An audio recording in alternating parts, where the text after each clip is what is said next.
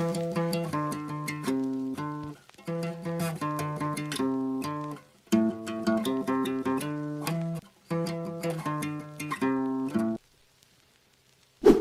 and welcome to Behind the Grooves.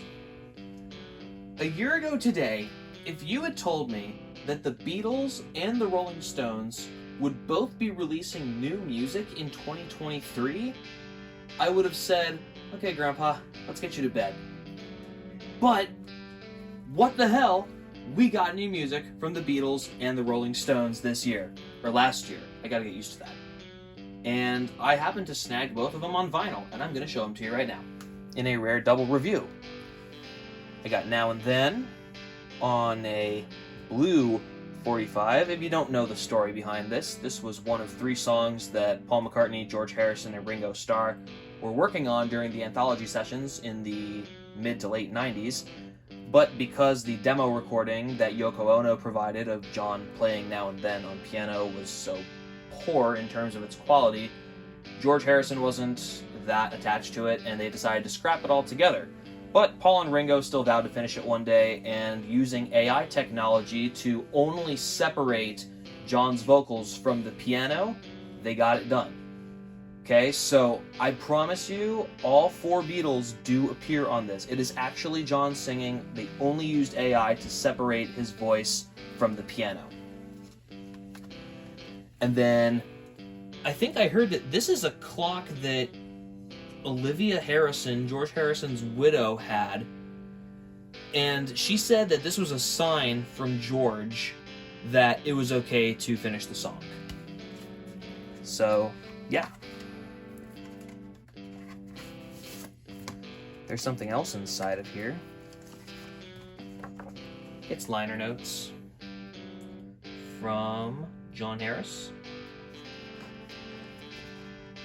And all the credits on the back. And handwritten lyrics, of course. And I mentioned it's on blue vinyl.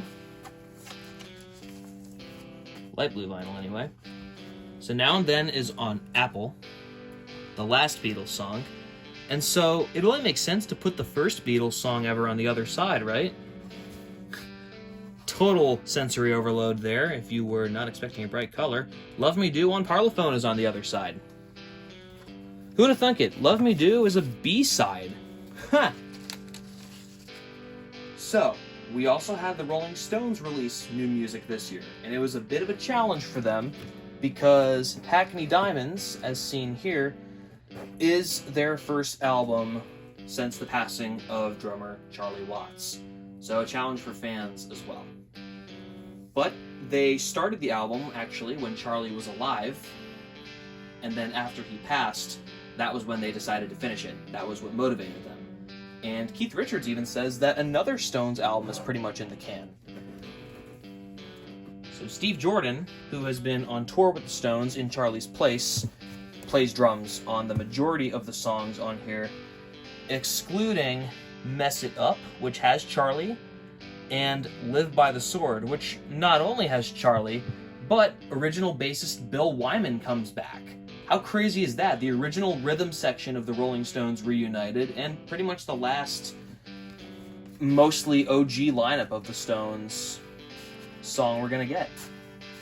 I should mention too, this is the indie record store exclusive of this album, so I'm gonna show you why that is superior to all other versions, because not only are you supporting your local record store, but the Stones were kind enough to give us 2 inner sleeves, one of which has all the liner notes on it, and of course, dedicated with love to Charlie Watts, and a graphic on the back. And inside the waxed up inner sleeve, it's crystal clear vinyl. You can see my setup a little bit through it. I've heard some people say that this is the Stones' best album in decades, probably since Steel Wheels. I can't say for sure, because personally I'm not super familiar with that era of the Stones between when Bill Wyman retired and now. But man, it beats a bigger bang, I'll tell you that much. I like that one, but still. Well, thank you, my friends, for watching this rare double review. And come back soon for more. Happy New Year. Bye.